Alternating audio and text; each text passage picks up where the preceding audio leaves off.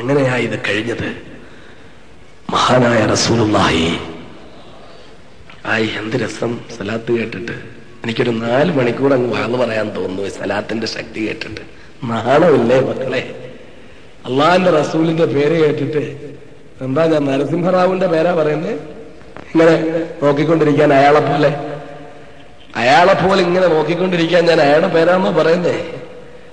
മഹാനായ മുഹമ്മദ് മുസ്തഫ. ഇപ്പൊ ഞാൻ നേരത്തെ പറഞ്ഞ പോലെ കടലിൽ കായം കലക്കിയത് പോലായി. അത് പോരാ, നമ്മുടെ കൽബൊന്നും ഉണരട്ടെ. എനിക്കറിയാം കുറച്ച് കസ്ബത്തുൽ കൽബുള്ളവരാണെന്ന് അർത്ഥം ഞാൻ പറയുന്നില്ല, അവർക്കൊക്കെ മനസ്സിലാവും. കുറച്ച് കട്ടിയുള്ളവരാണെന്ന് എനിക്കറിയാം, പക്ഷെ എന്നാലും ഒരുപാട് കട്ടിയാകരുത്. റസൂലുള്ളാഹിന്റെ പേര് കേട്ടാൽ എല്ലാ കട്ടിയും പോണ്ടേ മക്കളെ? അള്ളാഹിന്റെ റസൂലിന്റെ പേരെങ്ങോട്ട് കേട്ടാൽ നമ്മൾ ആവേശഭരിതരാകണ്ടേ? ആരാണ് ആ പ്രവാചകൻ?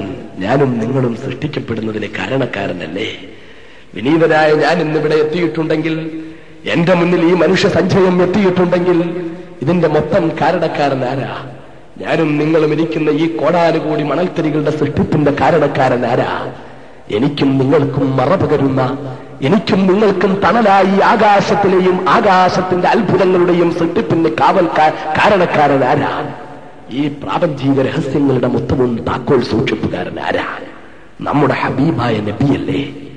ആ പ്രവാചകന്റെ പേര് കേൾക്കുമ്പോൾ പ്രേരണ കൂടാതെ നമുക്ക് ഉറക്ക സ്വലാത്ത് ചൊല്ലാൻ കഴിയണം, ആവേശഭരിതരായി സ്വലാത്ത് ചൊല്ലാൻ കഴിയണം. ഒരുപക്ഷേ നെല്ലിക്കുഴിയുടെ ഈ മണൽത്തരികൾ ഇന്നുവരെ ഇങ്ങനെ ഒരു മനുഷ്യ സഞ്ചയത്തിന്റെ സാക്ഷ്യം വഹിച്ച് കാണില്ല. നമ്മളിവിടെ ഈ ഒരുമിച്ച് കൂടിയിരിക്കുന്ന ജനക്കൂട്ടം അതിശക്തമായി ഈ മണൽത്തരിയെ പുണ്യമുള്ളതാക്കണം, ഈ അന്തരീക്ഷത്തെ അനുഗ്രഹീതമാക്കണം, ഈ രാത്രിയെ വിസ്മരിക്കപ്പെടുന്ന അല്ലാത്ത എന്നുമെന്നും ഓർമ്മിക്കപ്പെടുന്ന രാത്രിയാക്കി നമുക്ക് മാറ്റണം.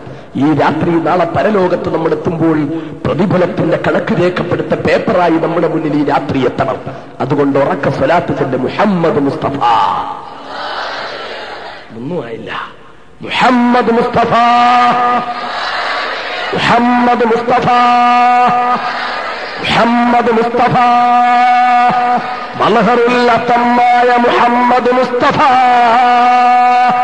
സ്വാദിഖുൽ മസ്ദൂഖായ മുഹമ്മദ് മുസ്തഫ, ഷഫീഉൽ മുദ്നിബീൻ മുഹമ്മദ് മുസ്തഫ സല്ലല്ലാഹു അലൈഹി വസല്ലം. ആ മഹാനായ പ്രവാചകൻ മുഹമ്മദ് മുസ്തഫ സല്ലല്ലാഹു അലൈഹി വസല്ലം തങ്ങളുടെ നേതൃത്വത്തിൽ 313 സഹാബാക്കൾ ചരിത്രത്തിൽ നമുക്ക് രചിച്ചു വെച്ച അത്ഭുതം, അവർക്കതെങ്ങനെ കഴിഞ്ഞു? അതാണ് നമ്മൾ ചിന്തിക്കേണ്ടത്. ഈ 313 പേർക്ക് ആയിരക്കണക്കിന് ശത്രുക്കളോട് ഏതാനും മിനിറ്റുകൾ മല്ലടിച്ച് ചരിത്രത്തിലെ ഏറ്റവും വലിയ അത്ഭുതം, ആരോഗ്യം നഷ്ടപ്പെട്ടുകൊണ്ടിരുന്ന, ആയുധമില്ലാതിരുന്ന, മറ്റ് സംവിധാനങ്ങളില്ലാതിരുന്ന ഈ 313 പേർ എങ്ങനെയാ ആയുധങ്ങളുടെ മുന്നിൽ ഈ വിജയം വരിച്ചത്? നമ്മൾ പറയും, അള്ളാഹു അവന്റെ വിശുദ്ധ ഖുർആനിലൂടെ പറയുന്നു, ആകാശത്ത് നിന്ന് അള്ളാഹു അവന്റെ മലക്കുകളെ, മാലാഖമാരെ ഇറക്കി കൊടുത്തുകൊണ്ട് ബദ്രീങ്ങളെയും പ്രവാചകനെയും സഹായിച്ചു എന്ന് അള്ളാഹു അവന്റെ ഖുർആനിലൂടെ പറയുന്നു. അപ്പൊ മലക്കുകൾ ഇറങ്ങി സഹായിച്ചത് കൊണ്ടാണ് ബദ്രീങ്ങൾ രക്ഷപ്പെട്ടത്. ഇത് നമുക്കൊക്കെ അറിയാം. ബദ്രീങ്ങളെ അള്ളാഹു താല സഹായിച്ചു. ആ 313 പേര് ആയിരങ്ങളുടെ ഇടയിലേക്ക് ചെന്ന് പെട്ടപ്പോൾ അവർക്ക് വെറും ഒരു മനുഷ്യന്റെ ശക്തി മാത്രമേ ഉണ്ടായിരുന്നുള്ളൂ എങ്കിൽ മിനിറ്റുകൾ കൊണ്ട് അവർ നിലം പരിശാക്കപ്പെടുമായിരുന്നു. എന്നാൽ അതല്ല സംഭവിച്ചത്. അള്ളാഹു ആകാശത്ത് നിന്ന് അത്ഭുതകരമായി മലക്കുകളെ ഇറക്കിക്കൊടുത്ത് പടച്ച തമ്പുരാൻ സഹായിച്ചു. ഈ മലക്കുകൾ, അള്ളാഹു താല ആകാശത്ത് നിന്ന് ഇറക്കിക്കൊടുത്ത ഈ മലക്കുകൾ എന്തുകൊണ്ടാണ് മക്കളെ ഭഗൽപൂരിൽ 4000 പേരെ ഒരൊറ്റ രാത്രിയിൽ കൊന്നൊടുക്കിയിട്ട് അള്ളാഹു എന്താ മലക്കുകളെ ഇറക്കാതിരുന്നത്? എന്താ ബോംബെയുടെ തെരുവോരങ്ങളിൽ ആയിരക്കണക്കിന് നിരപരാധികളെ പേപ്പട്ടികളെ പോലെ കൊന്നൊടുക്കിയിട്ട് എന്താ ബോംബെയുടെ തെരുവോരങ്ങളിൽ അള്ളാഹു താല മലക്കുകളെ ഇറക്കി മുസ്ലിങ്ങളെ സഹായിക്കാതിരുന്നത്? എന്തുകൊണ്ടാ സൂറത്തിന്റെയും മീറത്തിന്റെയും തെരുവോരങ്ങളില് അപ്പുറത്തിരുന്ന് പ്രസംഗം കേൾക്കുന്ന നിങ്ങളുടെ പെണ്ണന്മാരെയും ഭാര്യമാരെയും പോലെ എന്റെയും നിങ്ങളുടെയും സഹോദരിമാരെ സൂറത്തിന്റെയും മീറത്തിന്റെയും തെരുവോരങ്ങളില് തലയിൽ തട്ടവിട്ടിരുന്ന, പർദ്ദയിട്ടിരുന്ന, മസ്തയിട്ടിരുന്ന ഉമ്മമാരെയും പെണ്ണന്മാരെയും പട്ടാപ്പകലും നടുറോഡിലിട്ട് ക്രൂരമായി ബലാത്സംഗം ചെയ്ത് ആ രംഗം വീഡിയോ ക്യാമറകളിൽ പകർത്തിയെടുത്തിട്ട് എന്തുകൊണ്ടാണ് അവിടെ അള്ളാഹുവിന്റെ മലക്കുകളെ ഇറക്കി മുസ്ലിങ്ങളെ സഹായിക്കാതിരുന്നത്? എന്തുകൊണ്ടാണ് കോയമ്പത്തൂരിന്റെ തെരുവോരങ്ങളിൽ ഒരൊറ്റ രാത്രി കൊണ്ട് 30-ലധികം പള്ളികൾ തകർത്ത് തരിപ്പണമാക്കപ്പെട്ടിട്ട് ധാരാളം പേര് കൊലപ്പെടുത്തപ്പെട്ടിട്ട് 2000 കോടി രൂപയുടെ സ്വത്തുക്കൾ നശിപ്പിക്കപ്പെട്ടിട്ട് എന്താ കോയമ്പത്തൂരിൽ അല്ലാഹു തആല അവന്റെ മലക്കുകളെ ഇറക്കി മുസ്ലിങ്ങളെ സഹായിക്കാതിരുന്നത് എന്തുകൊണ്ടാ? നമ്മൾ ഗൗരവപൂർവ്വം ചിന്തിക്കണം. ഇപ്പം മലക്കുകളില്ലേ അല്ലാഹ്? ഇല്ലേ? അങ്ങനെ തോന്നുന്നുണ്ടോ? ഉണ്ട്. മലക്കുകൾ ഇപ്പോഴും ഉണ്ട്. അള്ളാഹുവിന്റെ ശക്തിക്ക് ഒരിക്കലും ഒരു കുറവും വരുകയില്ല. മലക്കുകളുടെ മേൽ അള്ളാഹുവിനുള്ള നിയന്ത്രണത്തിന് ഒരു കുറവും വരില്ല. മലക്കുകളിൽ ആരും പണിമുടക്കിൽ ഏർപ്പെടാറുമില്ല. പിന്നെന്താ പടച്ചവൻ മലക്കുകളെ ഇങ്ങോട്ട് വിട്ട് ഈ മുസ്ലിങ്ങളെ അങ്ങ് സഹായിച്ചുകൂടായിരുന്നോ? എന്താ കാര്യം? പരിശുദ്ധ ഖുർആൻ നമുക്ക് ഉറപ്പു തരുന്നു, നിങ്ങൾ നിന്ദിതരാവില്ല, നിങ്ങൾ ദുഃഖിക്കേണ്ട, അന്ധുമില്ല, അനൗവൽ, നിങ്ങൾ പരമോന്നതന്മാരാണ്, നിങ്ങൾക്കൊരു കുഴപ്പവും പറ്റില്ല. എന്നിട്ട് എന്തേ അല്ലാഹു തആല ഉന്നതന്മാരെന്ന് വിശേഷിപ്പിക്കപ്പെട്ട നമുക്ക് എന്തുകൊണ്ട് മലക്കുകളുടെ സഹായം കിട്ടുന്നില്ല? എന്തുകൊണ്ട് അല്ലാഹുവിന്റെ മലക്കുകളെ വിട്ട് നമ്മളെ സഹായിക്കുന്നില്ല? മഹാനായ വിശ്വവിമോചകൻ മുഹമ്മദ് മുസ്തഫ സല്ലല്ലാഹു അലൈഹി വസല്ലം തങ്ങൾ മുഅ്മിനീങ്ങൾക്ക് ഉന്നതമായ പദവികളും വിജയങ്ങളും വാഗ്ദാനം ചെയ്തിട്ട് എന്തുകൊണ്ടാണ് ഇന്ത്യയിലെ മുസ്ലിങ്ങൾക്കും ചെച്ചിനയിലെ മുസ്ലിങ്ങൾക്കും ഫലസ്തീനിലെ മുസ്ലിങ്ങൾക്കും അഫ്ഗാനിസ്ഥാനിലെ മുസ്ലിങ്ങൾക്കും ബോസ്നിയയിലെ മുസ്ലിങ്ങൾക്കും ഒന്നും അല്ലാഹു തആല അവന്റെ മലക്കുകളെ വിട്ടുള്ള സഹായം കൊടുക്കാതിരിക്കുന്നത് എന്തുകൊണ്ടാ?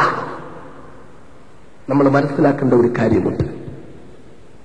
നമ്മൾ നിലവിൽ ഈ സഹായത്തെക്കുറിച്ച് പ്രസംഗിക്കുന്നതല്ലാതെ മലക്കുകളെ കൊണ്ട് അല്ലാഹു തആല ബദരീങ്ങൾക്ക് കൊടുത്ത സഹായത്തെക്കുറിച്ച് നമ്മൾ പ്രസംഗിക്കുകയും ലേഖനങ്ങൾ എഴുതുകയും അത് കേൾക്കുകയും അതിന്റെ പേരിൽ ആവേശം കൊള്ളുകയും ചെയ്യുന്നതല്ലാതെ നമ്മൾ ഒരിക്കലും മുഅ്മിനീങ്ങളാകാൻ ശ്രമിക്കുന്നില്ല. വളരെ ഗൗരവമായ ഒരു കാര്യത്തിലേക്കാണ് ഞാൻ നിങ്ങളുടെ ശ്രദ്ധ തിരിക്കുന്നത്. നിലവിൽ നമ്മൾ മുഅ്മിനീങ്ങളാണോ? നമ്മൾ പറയുന്നു നമ്മൾ മുഅ്മിനാണ്. എന്താ കാര്യം? വാപ്പാടെ പേര് മുസ്ലിം പേരാണ്, ഉമ്മാടെ പേര് മുസ്ലിം പേരാണ്, മഹലിന്റെ ഒരു മുസ്ലിം മഹലിന്റെ കീഴിലെ അംഗമാണ്, എന്റെ പേരും കേട്ടാൽ ഒരു മുസ്ലിം പേരാണ്, പിന്നെ ഞാൻ മുഅ്മിനല്ലെങ്കിൽ വേറെ ആരാ മുഅ്മിൻ? അത് വെറും ധാരണപ്പിശകാണ്. നമ്മൾ മുഅ്മിനായിട്ടുണ്ടോ എന്ന് നമ്മൾ ഗൗരവപൂർവ്വം ചിന്തിക്കണം. നമ്മൾ മുഅ്മിനായിട്ടുണ്ടോ? നമ്മൾ അല്ലാഹു റബ്ബുൽ ഇസ്സത്തിൽ അടിയുറച്ച് വിശ്വസിക്കുന്നുണ്ടോ? നമുക്ക് അല്ലാഹു റബ്ബുൽ ഇസ്സത്തിനെ കുറിച്ചുള്ള ചിന്തയുണ്ടോ? നമ്മൾ മുഅ്മിനാന്ന് പറഞ്ഞാൽ അതിന്റെ അർത്ഥം എന്താ? അള്ളാഹുവിനെ കൊണ്ട് അടിയുറച്ച് വിശ്വസിക്കുന്നവരാണെന്ന എന്ന് പറഞ്ഞാൽ അള്ളാഹുവുമായിട്ട് അഭേദ്യമായ ബന്ധമുള്ളവരാണെന്ന. നമുക്ക് നിലവിൽ അള്ളാഹുമായിട്ട് അഭേദ്യമായ ബന്ധമുണ്ടോ? ഉണ്ടെങ്കിൽ ഞാൻ ചോദിക്കുക, ഇന്ന് ഈ 1998 മാർച്ച് മാസം 22-ാം തീയതി ഞായറാഴ്ച ദിവസമാണ് നമ്മൾ ഇന്നിവിടെ ഉള്ളത്. ഇപ്പോൾ ഏതാണ്ട് സമയം 11:15 മണിയായിരിക്കുന്നു. ഈ സമയത്തിനുള്ളിൽ ഇന്നത്തെ ദിവസം, ഈ ഞായറാഴ്ച ദിവസം, ഇന്ന് സുബഹി കഴിഞ്ഞിട്ട് ഇതിനുള്ളിലുള്ള സമയത്ത് ഈ വൈകുന്നേരം രാത്രി 11:15 മണിക്കുള്ളിൽ നമ്മൾ ഈ പ്രസംഗം തുടങ്ങിയത് 10:15 മണിയോടുകൂടിയാണ്. ഈ 10 മണി 10:15 മണിക്ക് മുമ്പുള്ള സമയം പ്രസംഗം തുടങ്ങിയതിന് ശേഷം പിന്നെ പ്രസംഗത്തിന്റെ ചിന്തയിലാണെന്ന് നമുക്ക് വേണമെങ്കിൽ പറയാം. അതിന് മുമ്പുള്ള നമ്മുടെ ടൈം, ഇന്നത്തെ ദിവസം നമ്മൾ ഒരു 10 മിനിറ്റ് സമയം നമ്മൾ ഇന്ന് ആരെയൊക്കെ കുറിച്ച് ഓർത്തിട്ടുണ്ട്? അത് ഞാൻ ആദ്യം ചോദിക്കുക. ഇന്നത്തെ ദിവസം ആരെയൊക്കെ കുറിച്ച് നമ്മൾ ചിന്തിച്ചു കാണും? എന്തൊക്കെ കാര്യങ്ങൾ എന്ന് പറഞ്ഞു കാണും? ഭാര്യമാരെ കുറിച്ച് ഓർത്തവരുണ്ടാവും, മക്കളെ കുറിച്ച് ഓർത്തവരുണ്ടാവും, ഗൾഫിൽ നിൽക്കുന്ന സുഹൃത്തുക്കളെ കുറിച്ച് ഓർത്തവരുണ്ടാവും, കച്ചവടത്തിൽ ലാഭനഷ്ടങ്ങളെ കുറിച്ച് ഓർത്തവരുണ്ടാവും, നമുക്ക് കാശ് തരാനുള്ള ആളിനെ കുറിച്ച് ഓർത്തവരുണ്ടാവും, നമ്മൾ കാശ് കൊടുക്കാനുള്ളവനെ കുറിച്ച് ഓർത്തവരുണ്ടാവും, കാശ് കൊടുക്കാനുള്ളവനെ തൊട്ട് നമുക്ക് എങ്ങനെ മറഞ്ഞു നടക്കാം എന്ന് ചിന്തിച്ചവരുണ്ടാവും, ഒരുപാട് കാര്യങ്ങളെന്ന് ഓർത്തവരുണ്ടാവും. കുറെ കൂടെ മേളിലോട്ട് കയറി അല്പസ്വല്പം രാഷ്ട്രീയ കാര്യങ്ങളൊക്കെ ചിന്തിക്കുന്നവരാണെന്ന് വരികിൽ വീണ്ടും പല കാര്യങ്ങളും ചിന്തിച്ചു കാണും. സഖാവ് EMS നമ്പൂതിരിപ്പാടിന്റെ നിര്യാണത്തോടുകൂടി ഇടതുപക്ഷ പ്രസ്ഥാനത്തിന്റെ ശിഷ്യ മാർക്സിസ്റ്റ് കമ്മ്യൂണിസ്റ്റ് പാർട്ടിക്ക് പറ്റിയ തീരാനഷ്ടത്തെക്കുറിച്ച് ചിന്തിച്ചവരുണ്ടാകും. സീതാറാം കേസരിയെ ഒരൊറ്റ ദിവസം കൊണ്ട് ചെവിക്ക് പിടിച്ച് ഇറങ്ങിയിട്ട് സോണിയാഗാന്ധി ആ കസേരയിൽ കയറി ഇരുന്നതിനെ കുറിച്ച് ചിന്തിച്ചവരുണ്ടാവും. കെ കരുണാകരൻ രണ്ടാമതും കാർ അപകടത്തിൽ പെട്ടതിനെക്കുറിച്ച് വിഷമത്തോടെ ചിന്തിച്ചവരുണ്ടാവും. പെട്ടിട്ടും അയാൾ മരിച്ചില്ലല്ലോ എന്ന് വളരെ അത്ഭുതത്തോടുകൂടി ചിന്തിച്ചവരുണ്ടാവും. പലരും ഉണ്ടാവും. പല കാര്യങ്ങളും ഓർത്തവരുണ്ടാവും. പലരെക്കുറിച്ചും ചിന്തിച്ചവരുണ്ടാവും. മറ്റാരെക്കുറിച്ചും ഞാൻ പറയുന്നില്ല. ഒരുപാട് ആളുകളെ കുറിച്ച് ഇങ്ങനെ ചിന്തിച്ചിട്ടുള്ളവരാണ്. കുറെ കൂടി അപ്പുറത്തോട്ട് പോയി ചിന്തിക്കുന്നവർ ബിൽ ക്ലിന്റനെ കുറിച്ച് ചിന്തിച്ചിട്ടുണ്ടാവും. ബിൽ ക്ലിന്റൺ നേരിട്ട് കൊണ്ടിരിക്കുന്ന ലൈംഗിക അപവാദത്തെക്കുറിച്ച് ചിന്തിച്ചവരുണ്ടാവും. അത് പറഞ്ഞാൽ ഇവിടെ ആർക്കും പരാതി വരില്ലല്ലോ, ബിൽ ക്ലിന്റന്റെ കാര്യമാണ്. അതുകൊണ്ട് അങ്ങനെ അതേക്കുറിച്ച് ചിന്തിച്ചവരുണ്ടാകും. മറ്റ് പല കാര്യങ്ങളും ചിന്തിച്ചവരുണ്ടാകും.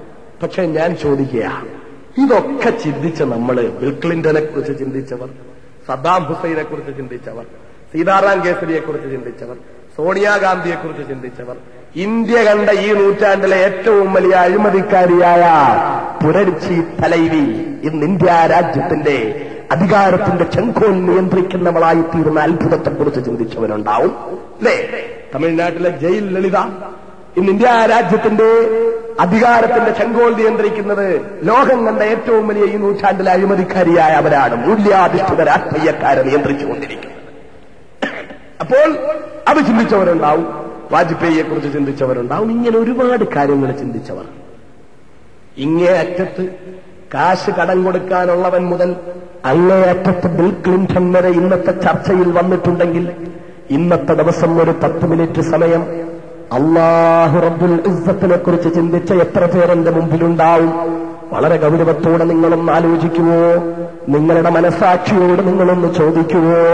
ഇന്നത്തെ ദിവസം അല്ലാഹു റബ്ബുൽ ഇസ്സത്തിനെ കുറിച്ച് ചിന്തിച്ചവർ, നമുക്ക് കൈ തന്ന നമ്മുടെ പടച്ചവൻ, നമുക്ക് കാല് തന്ന നമ്മുടെ പടച്ചവൻ, നമ്മുടെ കണ്ണിന് കാഴ്ചശക്തി തന്ന നമ്മുടെ പടച്ചവൻ, നമ്മുടെ ചെവിക്ക് കേൾവി ശക്തി തന്ന നമ്മുടെ പടച്ചവൻ, നമുക്ക് ചിന്താശക്തി തന്ന നമ്മുടെ പടച്ചവൻ, നമുക്ക് കഴിക്കാൻ ഭക്ഷണം തന്ന നമ്മുടെ പടച്ചവൻ, നമ്മുടെ കൈയുടെ വില നമ്മൾ അറിയണമെങ്കിൽ മക്കളെ, ഈ കൈ കൊണ്ട് നമ്മൾ എന്തെല്ലാം ചെയ്യുന്നുണ്ട്? ഭാരമെടുക്കുന്നുണ്ട്, ഭാരം വെക്കുന്നുണ്ട്, വെള്ളം കോരുന്നുണ്ട്, വെള്ളമെടുക്കുന്നുണ്ട്, വെള്ളം ഒഴിക്കുന്നുണ്ട്, ഉപയോഗിക്കുന്നുണ്ട്, ഭക്ഷണം കഴിക്കാൻ വേണ്ടി എടുക്കുന്നു, ഉപയോഗിക്കുന്നുണ്ട്. കൈ ഒരുപാട് കാര്യങ്ങൾക്ക് വേണ്ടി ശത്രുവിനെ തല്ലാൻ ഉപയോഗിക്കുന്ന കൈ, മിത്രത്തെ തഴുകാൻ ഉപയോഗിക്കുന്ന കൈ, എല്ലാ കാര്യത്തിനും നമ്മൾ നമ്മുടെ കൈകളെ ഉപയോഗിച്ചുകൊണ്ടിരിക്കുന്നു. പക്ഷേ ഈ കൈയുടെ വില നമ്മളൊന്ന് ചിന്തിച്ചിട്ടുണ്ടോ?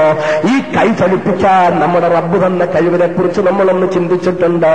കൈയില്ലാത്തവന്റെ മുന്നിലെത്തുമ്പോഴേ 2 കൈ ഉണ്ടായിട്ടും കൈ രണ്ടും തളർന്നു കിടക്കുന്നവൻ ഒരു ഗ്ലാസ് വെള്ളം കുടിക്കണമെങ്കിൽ ആരെങ്കിലും എടുത്ത് ചുണ്ടോടടുപ്പിച്ചു കൊടുത്താൽ മാത്രം കുടിക്കാൻ കഴിയുന്നവൻ, ഒന്ന് മലമൂത്ര വിസർജനം നടത്തിയിട്ടൊന്ന് അല്പമൊന്ന് വൃത്തിയാക്കണമെങ്കിൽ അതിന് വേറൊരാളുടെ സഹായം ആവശ്യമുള്ളവൻ, 2 കൈയുണ്ടായിട്ടും ഒരു നുള്ള ഭക്ഷണം വാരി കഴിക്കാൻ കഴിയാത്തവൻ, അങ്ങനെ അല്ലാഹു തആല ഇടയ്ക്കിടയ്ക്ക് ഒരായിരങ്ങളുടെ ഇടയിൽ ഒരാളിനെ കൈ രണ്ടും ചലിപ്പിക്കാത്തവരായി സൃഷ്ടിച്ചിട്ടുണ്ട്. എന്തിനാ റബ്ബങ്ങനെ സൃഷ്ടിച്ചിരിക്കുന്നതെന്നറിയോ? അവനോട് അള്ളാഹ്ക്ക് വിരോധമുള്ളത് കൊണ്ടല്ല മോനെ, അവനോട് റബ്ബിനെന്തെങ്കിലും പ്രത്യേക വൈരാഗ്യമുള്ളത് കൊണ്ടല്ല. ആയിരങ്ങളുടെ ഇടയിൽ ഒരുത്തന്റെ കൈ തളർന്നവനായാൽ ഈ കൈ ഇങ്ങനെ സ്വച്ഛന്തം കൈ കൊണ്ട് പ്രവർത്തിപ്പിക്കുന്നവനുണ്ടല്ലോ, ഈ കൈ തളർന്നവനെ കാണുമ്പോൾ തന്റെ കൈ കൊണ്ട് തനിക്കുണ്ടായ നേട്ടത്തെക്കുറിച്ച്, കൈ തന്ന റബ്ബ് തനിക്ക് തന്ന കൈയുടെ വിലയെക്കുറിച്ച് ചിന്തിക്കാനാ.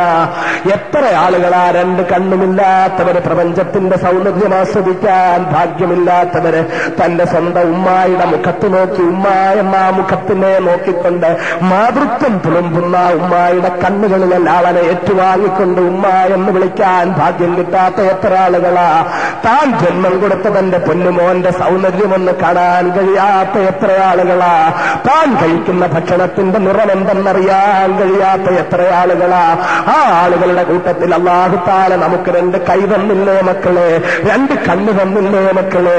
ആ കണ്ണിന്റെ വിലയെക്കുറിച്ച് ഒരിക്കലെങ്കിലും നമ്മൾ ചിന്തിച്ചിട്ടുണ്ടോ? പോകട്ടെ, ഇവിടെ വന്ന് ഈ നെല്ലിക്കുഴിയിലെ മദ്രസയുടെ ഉദ്ഘാടനത്തിന് വേണ്ടി സമ്മേളനത്തിന്റെ അങ്കണത്തിൽ വന്നെത്തിയ പ്രിയപ്പെട്ട മുസ്ലിമേ, നീ ഇവിടെ വന്നെത്തിയതിനു ശേഷം എത്രയോ 100 വട്ടം നീ മുകളിലേക്ക് ശ്വാസം പിടിച്ച് താഴേക്ക് ഉച്ഛ്വസിച്ചുകൊണ്ടിരിക്കുന്നു. ഈ ശ്വാസോച്ഛ്വാസം നടത്താൻ നിന്റെ റബ്ബ് വന്ന ഭാഗ്യത്തെക്കുറിച്ച് നീ ഒരിക്കലെങ്കിലും ചിന്തിച്ചിട്ടുണ്ടോ?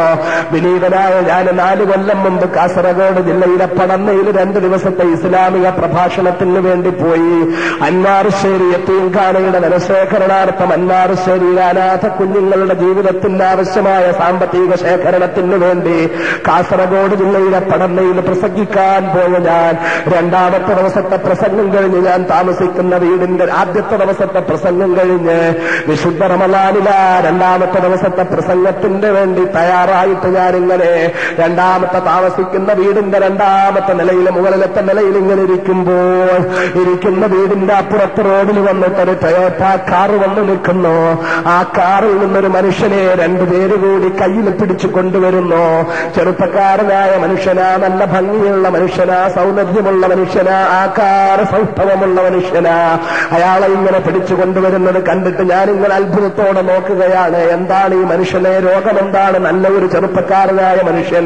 അയാൾ വന്നിട്ട് ഞാൻ താമസിക്കുന്ന 2ാമത്തെ നിലയുടെ മുകളിലേക്ക് അയാൾ വേച്ച് 2 പേരുടെ കൈപിടിച്ച് കയറി വന്ന് കസേര കസേരയിലിരുന്ന് അയാളുടെ രോഗം എന്താണ് എന്ന് വീക്ഷിച്ചുകൊണ്ടിരിക്കുന്ന എനിക്ക് അയാളുടെ കൈകൾക്കൊരു കുഴപ്പവുമുണ്ടെന്ന് തോന്നിയില്ല, അയാളുടെ കണ്ണിനൊരു കുഴപ്പവുമുണ്ടെന്ന് തോന്നിയില്ല, കാലുകൾക്കൊരു കുഴപ്പമുണ്ടെന്ന് തോന്നിയില്ല.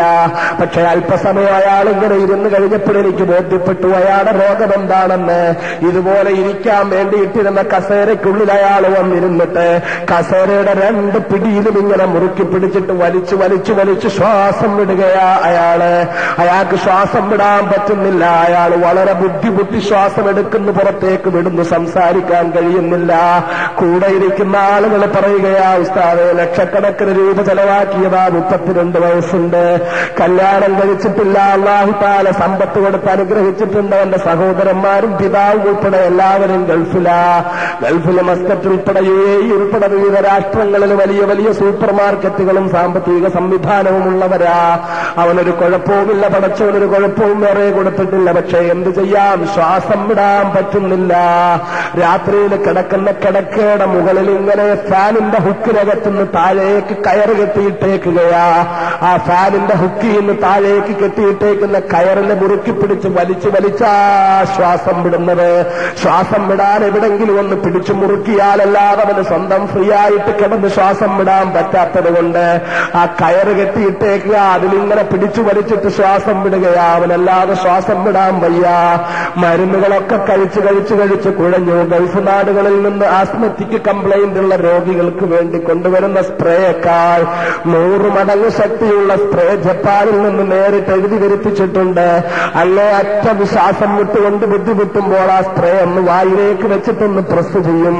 അങ്ങനെ പ്രസ് ചെയ്ത് കഴിഞ്ഞാൽ പിന്നെ 1 മിനിറ്റ് ബുദ്ധിമുട്ടില്ലാതെ ശ്വാസം വിടാൻ പറ്റും. പക്ഷേ ആ സ്പ്രേയുടെ ചൂട് കൊണ്ട് അതിന്റെ സൈഡ് എഫക്ട് എന്താണെന്നറിയോ? ആ സ്പ്രേ ഒന്ന് വായിലേക്ക് വെച്ച് അടിച്ചു കഴിഞ്ഞാലുള്ള കുഴപ്പം ഇതാണെന്ന് പറഞ്ഞപ്പോൾ ആ ചെറുപ്പക്കാരൻ വായ തുറന്ന് കാണിക്കയാ. അവന്റെ നാക്കും മേലും നാക്കുമെല്ലാം വിണ്ടി കീറിയിരിക്കുന്ന കാഴ്ചയാ കണ്ടത്. നാക്കെല്ലാം ഇങ്ങനെ കത്തികൊണ്ട് മുറിച്ചു വെച്ചതുപോലെ മുറിഞ്ഞിരിക്കുന്നു, മേലും നാക്ക് മുറിഞ്ഞിരിക്കുന്നു. ഭക്ഷണം ചൂടോ എരിവോ ഉള്ള സാധനം വായുടെ അടുത്തുകൂടി പോലും കൊണ്ടുപോകാൻ കഴിയില്ല. മാരകമായ വല്ലാത്തവരവസ്ഥയിലാ. ശ്വാസം മുട്ടിന്റെ കാഠിന്യം കൊണ്ട് സ്പ്രേ അടിച്ചു പോയാൽ വായിക്കകത്തെല്ലാം മാംസം പൊള്ളി ഇളകുന്ന അവസ്ഥ. അത് അടിച്ചില്ലെങ്കിലോ ശ്വാസം വിടാൻ പറ്റാത്ത അവസ്ഥ. 32 വയസ്സുണ്ട്. ഗൾഫിൽ ജ്യേഷ്ഠന്മാർക്ക് സൂപ്പർ മാർക്കറ്റ് ഉണ്ട്, വലിയ കൊട്ടാരം പോലെ വീടുണ്ട്, യാത്ര ചെയ്യാൻ ടൊയോട്ട കാറുണ്ട്. പക്ഷേ എന്ത് കാര്യം, അല്ലാഹു റബ്ബുൽ ഇസ്സത്ത് കൃത്യമായിട്ട് അവനൊന്ന് ശ്വാസം വിടാൻ ഭാഗ്യം കൊടുത്തിട്ടില്ല. ആ ഒരൊറ്റ കാര്യം കൊണ്ട് അവന് കിട്ടിയ മറ്റ് നിയമത്തുകളെല്ലാം പോയില്ലേ? എന്റെ മുന്നിലിരിക്കുന്ന പ്രിയപ്പെട്ട മുസ്ലിമേ, നിന്റെ റബ്ബ് നിനക്ക് ശ്വാസം വിടാൻ തന്ന ഒരൊറ്റ ഭാഗ്യത്തെക്കുറിച്ച് നീ ചിന്തിച്ചിട്ടുണ്ടോ? നീ കള്ള് ഷാപ്പിലേക്ക് ഓടിക്കയറുമ്പോൾ നീ നിന്റെ ശ്വാസം വിടാൻ റബ്ബ് തന്ന ഭാഗ്യത്തെക്കുറിച്ച് ഓർക്കാറുണ്ടോ? നീ ചീട്ട് കളിക്കാൻ വേണ്ടി പോകുമ്പോൾ നിന്റെ റബ്ബ് നിനക്ക് തന്ന ശ്വാസം വിടാൻ തന്ന ഭാഗ്യത്തെക്കുറിച്ച് ഓർത്തിട്ടുണ്ടോ? നീ മയക്കുമരുന്ന് ഉപയോഗിക്കാൻ ശ്രമിക്കുമ്പോൾ നിന്റെ റബ്ബ് നിനക്ക് ഈ ശ്വാസം വിടാൻ തന്ന ഭാഗ്യത്തെക്കുറിച്ചെങ്കിലും നീ ഓർത്തിട്ടുണ്ടോ? നീ റബ്ബ് നിർബന്ധമാക്കിയ നിസ്കാരത്തിൽ നിന്ന് ഒഴിഞ്ഞു നിൽക്കുമ്പോൾ നിന്റെ റബ്ബ് നിനക്ക് തന്ന ഭാഗ്യത്തെക്കുറിച്ച് നീ ഓർത്തിട്ടുണ്ടോ? നീ അന്യവനെ ഉപദ്രവിക്കാനും അവന്റെ സ്വത്ത് നശിപ്പിക്കുവാനും അവന്റെ അതിര് തോണ്ടാനും അവൻ ഇഷ്ടമില്ലാത്തത് നീ പിടിച്ചു പറിക്കാനും പോകുമ്പോൾ, അന്യവൻ ഇഷ്ടമില്ലാത്ത സാധനങ്ങൾ നീ പിടിച്ചു പറിക്കാനും അവന്റെ സ്വത്ത് മോഹിച്ചുകൊണ്ട് അവനെ ഉപദ്രവിക്കാനും നീ പോകുമ്പോൾ നിന്റെ റബ്ബ് നിനക്ക് തന്ന ഈ ഭാഗ്യത്തെക്കുറിച്ച് ഓർത്തിട്ടുണ്ടോ? നീ പലപ്പോഴും നെഞ്ചിന് നേരെ കൈവച്ചുകൊണ്ട് ചോദിക്കുമല്ലോ, ഞാൻ ആരാണെന്ന് നിനക്കറിയാമോടാ, ഞാൻ നിനക്ക് കാണിച്ചു തരാമടാ എന്ന് പലപ്പോഴും ദേഷ്യം വരുമ്പോൾ തന്റെ സുഹൃത്തിന്റെയും ശത്രുവിന്റെയും മൂക്കിന് നേരെ വിരൽ ചൂണ്ടിക്കൊണ്ട് പറയുമല്ലോ, ആരാണെന്ന് ഞാൻ നിനക്ക് കാണിച്ചു തരാമടാ എന്ന്. ഈ വലിച്ചുവിടുന്ന ശ്വാസമൊന്ന് പുറത്തേക്ക് വിടാൻ പറ്റാതെ റബ്ബങ്ങ് വിലങ്ങിക്കഴിഞ്ഞാൽ പൊന്നുമോനെ, പിന്നെ നീ ആരാണെന്ന് നീ ചിന്തിച്ചിട്ടുണ്ടോ? നീ ആരുമല്ലാതായി പോകുന്ന മുഹൂർത്തത്തെക്കുറിച്ച് നീ ഓർത്തിട്ടുണ്ടോ? ഈ ശ്വാസം വിടാൻ റബ്ബ് തന്ന ഭാഗ്യത്തിന്റെ പേരിലെങ്കിലും ഒരു ദിവസം 5 മിനിറ്റ് സമയം അല്ലാഹു റബ്ബുൽ ഇസ്സത്തിനെ കുറിച്ച് ചിന്തിക്കാൻ, എനിക്കൊരുപാട് നിഅമത്തുകൾ ചെയ്തു തന്ന എന്റെ റബ്ബിനെ കുറിച്ച് ചിന്തിക്കാൻ 5 മിനിറ്റ് സമയം ഞാനും നിങ്ങളും ചെലവഴിക്കുന്നുണ്ടോ എന്ന് വളരെ ഗൗരവപൂർവ്വം നാം ആലോചിക്കണം. അള്ളാഹുവിനെ കുറിച്ച് നമ്മൾ എപ്പോഴാ ഓർക്കുന്നേ? അള്ളാഹുവിനെ ഓർക്കാൻ നമുക്ക് സമയമുണ്ടോ? അള്ളാഹുവിനെ കുറിച്ച് നാം ചിന്തിക്കുന്നുണ്ടോ? 5 മിനിറ്റെങ്കിലും ഒരു ദിവസത്തിൽ പടച്ച തമ്പുരാനെ കുറിച്ച് നമ്മൾ ഓർക്കുന്നുണ്ടോ?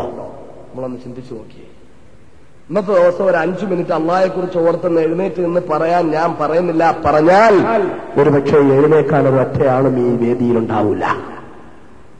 ചിലര് പറയും ഞങ്ങൾ ഇന്ന് 5 നേരം നിസ്കരിച്ചു, 5 വക്കത്ത് നിസ്കാരം കൂടി 50 മിനിറ്റ് എടുത്തു, ഈ 50 മിനിറ്റ് ഞങ്ങൾ അള്ളാഹയെ കുറിച്ച് ഓർത്തു. എന്ന് കള്ള. നിസ്കരിക്കുമ്പോഴാണ് അള്ളാഹയെ കുറിച്ച് ഒട്ടും ഓർക്കാൻ പറ്റാത്തത്. നിസ്കരിക്കുന്നു എന്ന് പറയും, എല്ലാവരുടെ കാര്യമല്ല, എല്ലാ നിസ്കാരക്കാരും അല്ല. മനസ്സിലായില്ലേ? അള്ളാഹ് അല്ലാത്ത എല്ലാറ്റിനെയും തട്ടി മാറ്റാൻ വേണ്ടിയാണ് കൈ ഇങ്ങനെ അള്ളാന്ന് പറഞ്ഞ് പൊക്കുന്നത്. ഇപ്പൊ സാധാരണ നിലയ നിസ്കാരത്തിൽ അള്ളാഹെ അങ്ങ് മാറ്റുകയാണ്. അക്ബർ എന്ന് പറഞ്ഞ് കെട്ടുമ്പോ അള്ളാഹ് അല്ലാത്ത എല്ലാം കൂടെ വന്ന് നെഞ്ചത്തോട്ട് കയറും. എന്നിട്ട് നിസ്കരിച്ചുകൊണ്ട് നിൽക്കുമ്പോൾ മൊത്തം ഓർമ്മയും ദുനിയാവിന്റെ കാര്യങ്ങളാണ്. ഇമാമും ജമാഅത്തും ആണെങ്കിൽ പിന്നെ സുഖമാ. ഇമാമിന്റെ പുറകിൽ ഇങ്ങനെ നിന്നുകൊടുത്താൽ മതി. അല്ലാഹു അക്ബർ സമീഅല്ലാഹു അലൈഹി അല്ലാഹു അക്ബർ സമീഅല്ലാഹു അല്ലാഹു അക്ബർ. അവസാനം ഇമാം അസ്സലാമു അലൈക്കും എന്ന് പറഞ്ഞാൽ കഴിഞ്ഞോ അസ്സലാമു അലൈക്കും എന്ന് പറയുന്നത്. നിലവിൽ നിസ്കരിക്കാൻ വേണ്ടി കൈ കെട്ടി കഴിയുന്നതോടെ ഇബ്ലീസ് അങ്ങ് കയറും നെഞ്ചത്തേക്ക്. പിന്നെ അവൻ എപ്പോഴാ പോകുന്നത്? എപ്പോഴാവൻ പോകുന്നത്? അസ്സലാമു അലൈക്കും വറഹ്മത്തുള്ളാഹ്, പോയിട്ട് വാ അളിയ, അടുത്ത വക്കത്തിൽ വാ കാണാം. ഇപ്പുറത്തും അസ്സലാമു അലൈക്കും അളിയും, പോയിട്ട് വാ അടുത്ത വക്കത്തിൽ കാണാം.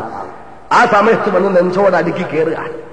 ഇപ്പൊ നിസ്കാരം പോലും ഞാൻ പല ആളുകളിലും പറഞ്ഞ് നിങ്ങൾ കേട്ടിട്ടുണ്ടാവും. മഹാനായ ഇമാം അലി റളിയല്ലാഹു അൻഹു, മഹാനായ അഷ്റഫുൽ ഖൽഖ് മുഹമ്മദ് മുസ്തഫ സല്ലല്ലാഹു അലൈഹി വസല്ലം തങ്ങളുടെ പ്രിയപ്പെട്ട മരുമകനാണ് മഹാനായ ഇമാം അലി റളിയല്ലാഹു അൻഹു.